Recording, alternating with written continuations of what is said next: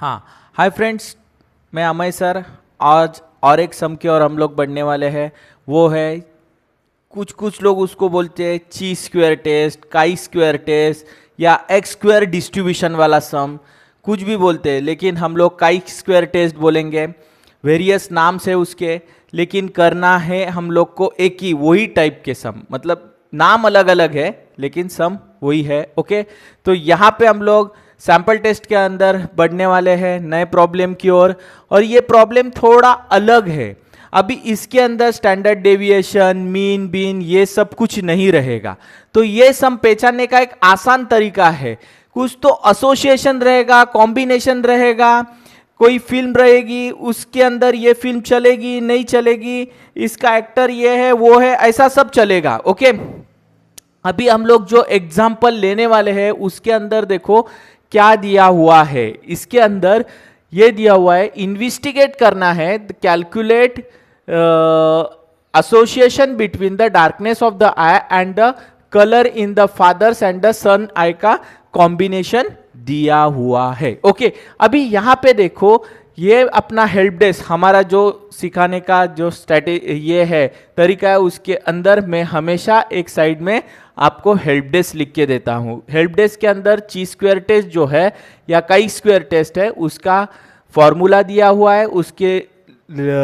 उसको हम लोग जो फॉर्मूले यूज करने वाले हैं वो साथ में यहाँ पे राइट साइड में दिए हुए हैं। ओके, वापस से वही सब ढांचा रहेगा, मतलब ढांचा मतलब सम का जो ढांचा है वही है, जो 5 स्टेप्स रहते हैं वही 5 स्टेप्स आपको यहाँ पे भी देखने को मिलेंगे। लेकिन कैलकुलेशन स्टैटिस्टिक्स के अंदर थोड़ा पार्ट डिफरेंट आने वाला है।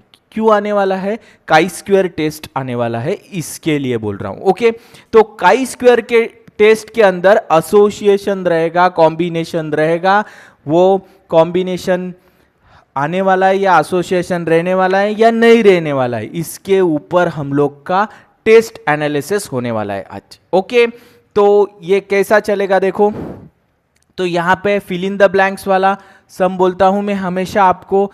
तो यहाँ पे क्या है, investigate the association between the darkness of the eyes, colour in the father and the son. अभी पहले इसमें क्या बोलना है आपको, there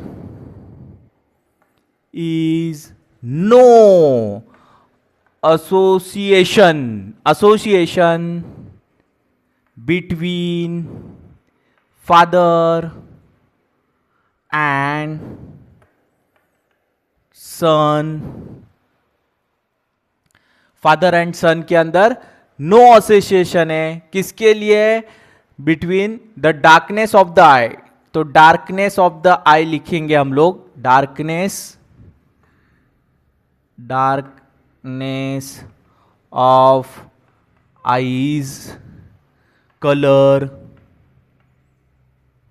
in father and son। Okay, ये हो गया नो एसोसिएशन वाला हाइपोथेसिस हम लोग ने यहां पे लिख लिया है। अभी there is association, there is association between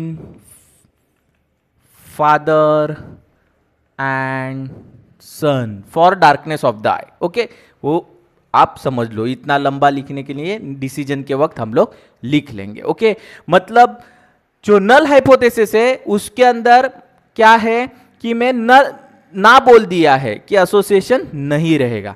for example देखो, एक डॉगी है और डॉगी का वो जो फादर है और ये एक मदर है, उनके बीच में ब्लैक स्पॉट रहेगा एक डॉगी को और ब्राउन कलर रहेगा, तो उनके बीच में एसोसिएशन रहेगा। तो क्या आता है, वो जो नया बच्चा रहता है उनका, उसका कलर कॉम्बिनेशन में आता है। सिंपल है, वैसा ही कॉम्बिनेशन आने वाला है या नहीं आने वाला है, क्या उसका कुछ संबंध है या नहीं है, इसके लिए यह एनालिसिस चलेगा।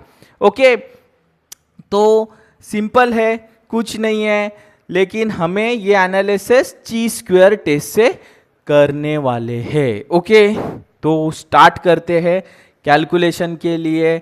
अभी यहां पे देखो, ये क्या है, जो कॉलम दिया हुआ है, the colour of the son's eye है, किसका कॉम्बिनेशन है? कलर ऑफ द सन आए, और ये जो रो में दिया हुआ है the colours of the fathers eye. मतलब कैसा है, ये डार्क कलर सन का है और डार्क कलर फादर का है, तो कितने आ गए, 48 आ गए। मतलब ऐसा कॉम्बिनेशन है उसके अंदर, मतलब 1000 लोगों का एनालिसिस लिया, उसके अंदर अगर डार्क डार्क दोनों का कॉम्बिनेशन आता है तो 48 आ गए। लेकिन डार्क और फादर का, सन का कलर डार्क है और फादर का कलर ये, तो फादर का कितना आता है, 90 आता है। मतलब उसका कलर इसके अंदर ऐसा कॉम्बिनेशन है कलर आइस का। ओके, तो यहां पे ये कॉम्बिनेशन कि इसके ऊपर हम लोग को खाली एनालिसिस करना है। ओके, चलो तो हम लोग स्टार्ट करेंगे। तो एसोसिएशन है या नहीं है? ओके, ठीक है। अभी यहां पे देखो, सबसे इंपॉर्टेंट चीज, ये जो हेल्प डेस्क है इसके अंदर ये जो ई है, ई जो है वो एक्सेप्टेड फ्रीक्वेंसी है एंड ओ जो है वो ऑब्जर्व फ्रीक्वेंसी है। ये जो टेबल दिया हुआ है ये ऑब्जर्व फ्रीक्वेंसी, मतलब एनालिसिस के लिए इकट्ठा किया हुआ डेटा है, वो ऑब्जर्व फ्रीक्वेंसी है। हम लोग एक्सेप्टेड फ्रीक्वेंसी निकालने वाले हैं। तो एक्सेप्टेड फ्रीक्वेंसी निकालने के लिए हमें E is equal to formula लेना पड़ेगा R T into C T upon T. Okay, अभी आर टी क्या होता है, सी टी क्या होता है? आर टी मतलब रो का टोटल, ये जो रो है इसको मैं बोलता हूं R1, इसको बोलता हूं R2, ये हो जाएगा C1, ये हो गया C2, ये कॉलम है और ये रो है। अभी रो 1 पकड़ूंगा तो कॉलम 1 ही पकड़ना है, मतलब रो 1 ले लूंगा तो कॉलम 1 ही लेना है। ओके, इस तरह से हम लोग को जाना है। तो रो 1, रो का टोटल अगर मैं ले लूंगा रो का टोटल, ये रो का टोटल इस तरह से ऐसा जाएगा, तो हम लोग 138 ले लेंगे। ओके, इस ऐसा, तो कॉलम ये रहेगा, तो कॉलम का टोटल क्या लेना पड़ेगा, कॉलम का टोटल रहेगा 128, और टोटल ये इधर बैठा हुआ है, दोनों के इस तरफ से अगर ये इसका कैलकुलेशन करेंगे और इसका कैलकुलेशन करेंगे तो आपको 1000 ही मिलने वाला है। ओके, तो ये 1000 आने वाला है। ओके, अभी हम लोग कैल्सी भाई का हेल्प लेंगे और इस तरह से वो वैल्यूज निकाल के लेने वाले हैं। तो 138 इंटू 128 डिवाइडेड बाय 1000 किया, तो ये जो वैल्यू मुझे मिल रही है वो 17.66 मिल रही है। ओके, तो 17.66 लिखने में थोड़ी ऑड रहेगी, कैलकुलेशन में डिफिकल्टी आएगी, तो 66 50 के ऊपर है तो हम लोग 18 की तरफ बढ़ेंगे। अगर ये कम रहते, मतलब 50 से बिलो रहते, पॉइंट वाला जो टर्म है वो, तो हम लोग 70 के ओर ही रुकते थे। ओके, तो इसको 18 क्यों बनाया वो आपको समझ में आ गया है। अभी इस तरह का प्रॉब्लम अगर आता है, ऐसा ही कॉम्बिनेशन वाला, ये टाइप में आपको सम के अंदर टेबल बना के दिया हुआ है, कभी कभी नहीं बना के भी देते हैं, ऐसा टाइप का भी सम हम लोग लेने वाले हैं आगे। ओके, तो यहां पे दिया हुआ है, तो हम लोग यही टेबल एक्सेप्टेड फ्रीक्वेंसी के लिए बना के लेंगे। तो यहां पे मैं लिखता हूं डार्क, यहां पे भी डार्क, यहां पे नॉट डार्क, यहां पे भी नॉट डार्क। ओके, यहां पे टोटल हो गई। अभी यहां पे आपको ये जो वैल्यू है ये किससे आई है, इससे और इससे आ गई है। तो यहां पे अगर मैं ये इधर से और इधर से खींचता हूं तो यही डिजिट कॉर्नर में मिल जाता है, मतलब 48 के जगह पे ये ऑब्जर्व फ्रीक्वेंसी हो गई, तो इसकी एक्सेप्टेड फ्रीक्वेंसी हमें क्या मिली है, 18। सिंपल टेक्निक बताता हूं ये टेबल फॉर्म करने के लिए। ओके, इसके बाद यहां पे भी आपको टोटल लिखना है। ओके, अभी ये करने के बाद जो टोटल वाले जो टर्म रहेंगी वो सेम ही रहने वाली है, तो टोटल वाली टर्म आप लिख के ले लो, 138, ये हो गया 862 और ये हो गए 1000, यहाँ पे 128 और ये हो गया 872। ओके, अभी ये 3 कॉलम बचे हैं, इसके लिए भी ये फॉर्मूला यूज करके आप निकाल लेंगे। लेकिन इस अगर करेंगे तो भी आपको जो एक्सेप्टेड फ्रीक्वेंसी में इस तरह से निकालने वाला वही वैल्यू मिलने वाली है। लेकिन मैं एक आसान तरीका आपको बता देता हूं। उसके अंदर मैं क्या करता हूं, देखो हमें टोटल तो वही आनी मांगती है, तो यहां पे देखो रो की जो टोटल है तो वो सामने है और ये वैल्यू आपके पास है, तो ये वैल्यू कैसे मिलेगी, इससे आप ये सब्ट्रैक्ट करेंगे तो ये वैल्यू मिलेगी। तो हम लोग क्या करेंगे, देखो सिंपल वे 138 से 18 माइनस कर देंगे तो ये वैल्यू 120 मिल गई। सिंपल, इस तरह से। अभी कॉलम दोनों मिल गए हैं तो क्या करना है, कुछ नहीं करना, वैसा जाना ही नहीं है, एक ही करना है इसके लिए, बाद में वो ही करना है। अभी कॉलम की टोटल क्या है, कॉलम की टोटल है 872, तो माइनस 120 कर देंगे इसमें से, तो ये हो जाएगा 752। ओके, और यहां पे भी वही तरीका यूज करेंगे, या तो रो वाला तरीका यूज करो, इसमें से ये माइनस करो तो भी यही आने वाला है। दोनों दिखा देता हूं, 862 माइनस 752, तो आ गया वैल्यू कितना, 110। यहां पे कौन सा वैल्यू बैठा, 110। अभी इसमें से 128 में से 18 माइनस कर लो तो भी 110 आ गया। तो हम लोग को सब एक्सेप्टेड फ्रीक्वेंसी यहां पे मिल चुकी है। इस तरह से हम लोग का ये नया टेबल फॉर्म हो गया है। ये नया टेबल आपको क्या दिखा रहा है, ये नया टेबल आपको एक्सेप्टेड फ्रीक्वेंसी दिखा रहा है। ओके, अभी यहां पे सबसे पहले ये मैं इस कॉलम को बोलूंगा ओ। ओके, और दूसरे कॉलम को क्या बोलूंगा, ई। ये हो गया ऑब्जर्व फ्रीक्वेंसी, ये हो गया एक्सेप्टेड फ्रीक्वेंसी। हमें फॉर्मूला की ओर देखना है और उस तरह से बढ़ना है। इसके बाद मैं क्या करता हूं, ओ माइनस ई का कॉम्बिनेशन ले लूंगा और उसका स्क्वायर कर दूंगा, या तो वही एक कॉलम और बढ़ेगा तो भी चलेगा, कुछ नहीं होता है। तो O minus E the whole square करेंगे और इसके बाद और एक कॉलम बढ़ा देंगे तो कुछ नहीं होता है। हम लोग को वो आसान रहेगा उतना। ओके, तो एक कॉलम हम लोग थोड़ा और बढ़ा देंगे, डिसीजन के लिए जगह है। ओके, तो यहां पे मैंने और एक कॉलम बढ़ा लिया है। अभी यहां पे देखो मैं क्या कर रहा हूं, O minus E the whole square upon E.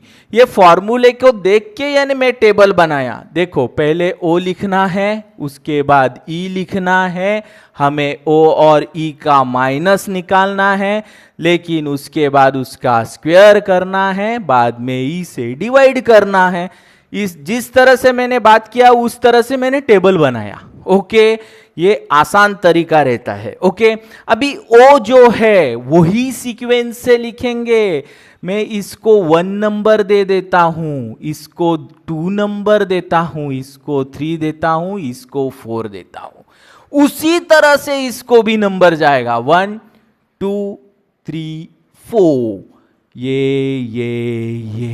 ये। अगर इसका सीक्वेंस गलत होता है तो बहुत बड़ा प्रॉब्लम हो जाएगा, आपका आंसर नहीं आ पाएगा। उसी हिसाब से आना मांगता है। तो ये हो गया आपका 90, तो सॉरी 48। उसके बाद आपका नंबर क्या है, 90, इसके बाद 80 और लास्ट में अंत में 782। ओके, अभी इधर चलेगा 18, 120, 110 और 752। ओके, इस तरह से ही चलेगा। जिस तरह से मैंने नंबरिंग किया उसी तरह जाएंगे तो वही एक्सेप्टेड फ्रीक्वेंसी ऑब्जर्व फ्रीक्वेंसी से माइनस हो पाएगी, नहीं तो गलत इससे माइनस होती है तो आपका ये कॉम्बिनेशन नहीं बनेगा, आंसर परफेक्ट नहीं आ पाएगा। तो इसलिए मैं ये नंबरिंग वाला सिस्टम आपको बता दिया है यहाँ पे। ये इस तरह से आप नंबर दूसरा ऐसा लेंगे तो इस इधर भी वही नंबर डालना है, ओके, और उस तरह से निकालना है, ओके। लेकिन जिस तरह से यहाँ पे नंबर लिए है उसी तरह वहां पे नंबर लेना है, ओके। तो यहाँ पे ये होने के बाद आपको करना क्या है, देखो ओ माइनस ई करना है, कैल्सी भाई का हेल्प लेना है। कैल्सी भाई हमेशा हमें आंसर बराबर देता है। तो ये हो गया 48 माइनस 18, तो ये क्या हो गया 30, ओके। यहां पे देखो 90 माइनस 120, तो ये हो गया -30, ओके। ये हो गया 80 माइनस 110, तो ये हो गया -30। इसके बाद ये हो गया 782 माइनस 752, ये भी हो गया आपका 30। मतलब सब वैल्यूज 30 पे आ गए हैं। यहां पे आपको क्या करना है, उसका स्क्वायर कर देना है। तो स्क्वायर करते वक्त देखो आपको क्या है, इसका 30 का अगर स्क्वायर लिख देंगे तो वो 900 आ जाता है। तो सिंपल 900 सबका स्क्वायर आ गया। इस तरह से आपका आंसर आता है तो आप सही ट्रैक पे चल रहे हैं, ऐसे समझ लेना, ओके। तो यहां पे ये होने के बाद एक्सेप्टेड फ्रीक्वेंसी क्या है, उससे ये जो वैल्यू आई हुई है उसको डिवाइड करना है। मतलब 900 तो सब में सेम रहेगा, लेकिन ई का वैल्यू चेंज होते रहेगा। तो 900 डिवाइडेड बाय 18 कर लेंगे तो ये वैल्यू हो गया 50, ओके। इसके बाद 900 डिवाइडेड बाय 120 करेंगे तो ये वैल्यू हो गया 7.5, और 900 डिवाइडेड बाय 1110 करेंगे तो ये वैल्यू हो गया है आपका 8.10, और इसके बाद 900 डिवाइडेड बाय 752 कर लेंगे तो ये वैल्यू हो गया आपका 1.20, ओके। 66.8 ये वैल्यू मिलने के बाद हमें अभी हम लोग का जो सम है उसके आगे बढ़ना है, लेवल ऑफ सिग्निफिकेंस। तो लेवल ऑफ सिग्निफिकेंस अगर सम में हमेशा मैं बोलता हूं कि सम के अंदर आपको दिया रहेगा तो वो लेना है, लेकिन यहां पे नहीं दिया है तो लेवल ऑफ सिग्निफिकेंस हम लोग एज्यूम करेंगे 5%। तो यहां पे जो वैल्यू रहेगी अल्फा की वो 0.05 रहेगी, ओके। यहां पे अभी डिग्री ऑफ फ्रीडम आप या तो क्रिटिकल वैल्यू के अंदर भी लिख सकते हैं या सेपरेट ऐसे लिखेंगे तो भी चलेगा।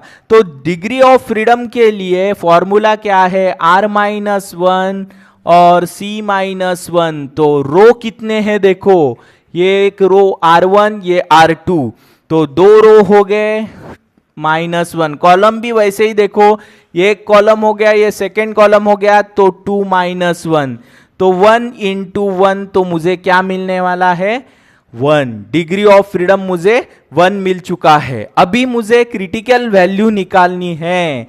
जो क्रिटिकल वैल्यू निकालने के लिए हम लोग क्या करेंगे, देखो क्रिटिकल वैल्यू निकालने के लिए हम लोग टेबल के अंदर बढ़ने वाले हैं। टेबल के अंदर एक्स स्क्वायर डिस्ट्रीब्यूशन का टेबल हमें चेक करना है। तो एक्स स्क्वायर डिस्ट्रीब्यूशन के अंदर जो पहला कॉलम रहेगा वो डिग्री ऑफ फ्रीडम का रहेगा। हमारा डिग्री ऑफ फ्रीडम 1 आया हुआ है, उसके अंदर 0.05 का वैल्यू देखना है। अल्फा का वैल्यू हमारा क्या है 0.05, तो यहां पे आपको देखो क्या मिल रहा है 3.841। तो यहां पे जो table value of X square is equal to क्या आया है 3.841 ये वैल्यू मुझे मिल चुकी है, ओके। अभी यहां पे देखो, अभी हमें एनालिसिस करना है। क्या एनालिसिस करना है कि जो क्रिटिकल वैल्यू है, ये table value is less than, किससे लेस है, कैलकुलेटेड वैल्यू से क्या है, लेस है। मतलब टेबल वैल्यू हमारी जो है ये कितनी है, 3.8 ये है, और कैलकुलेटेड वैल्यू हमें इतनी बड़ी मिली है। मतलब कैलकुलेटेड वैल्यू बड़ी है और टेबल वैल्यू बहुत छोटी है। तो यहां पे मैंने क्या लिखा है, table value is less than the calculated value. Calculated value से ये वैल्यू बहुत छोटी है। इसका मतलब क्या होता है डिसीजन के अंदर, तो हम लोग क्या करेंगे, null hypothesis, null hypothesis is rejected. Null hypothesis reject करना पड़ेगा। तो अगर नल हाइपोथेसिस रिजेक्ट करता हूं तो alternative hypothesis is accepted. Alternative hypothesis मुझे एक्सेप्ट करना पड़ेगा। अभी डिसीजन लिख लूंगा मैं यहां पे, डिसीजन क्या आने वाला है देखो। अभी मैं क्या बोल रहा हूं, नल हाइपोथेसिस हमारा क्या था, ये था there is no association between the darkness of the eye. अभी क्या आएगा, there is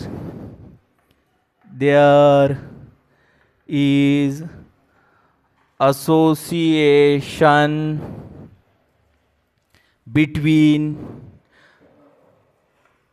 between darkness of eyes colors in father and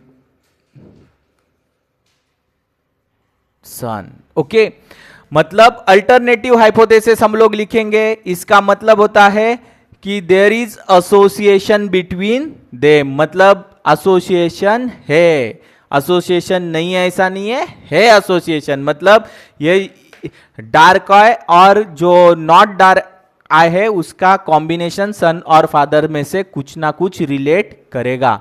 ये हम लोग ने टेस्ट, ये अपना ची स्क्वायर टेस्ट से अचीव किया है। ओके, तो इस तरह का कोई भी प्रॉब्लम आपको आता है, अभी पहले इसका आप स्क्रीनशॉट ले लो, और अगर आपको इस तरह का कोई भी प्रॉब्लम आता है तो आप सॉल्व करते वक्त इसका हेल्प लेना है। ये जो है हेल्प डेस्क दिया हुआ है, इसका हेल्प लेना है, और कैलकुलेशन के पार्ट के अंदर ही ये चेंज आता है। बाकी तो हम लोग का जो सैंपल टेस्ट करने का ढांचा है वो तो सेम ही रहने वाला है। ओके, तो आपको अगर ये सम के अंदर कोई भी डाउट है, क्वेश्चन है, तो कमेंट बॉक्स में कमेंट करके जरूर पूछ लेना। और अगर आपको मेरे वीडियो अगर अच्छे लगते हैं तो लाइक और सब्सक्राइब ज़्यादा से ज़्यादा करना। Thanks for watching my video.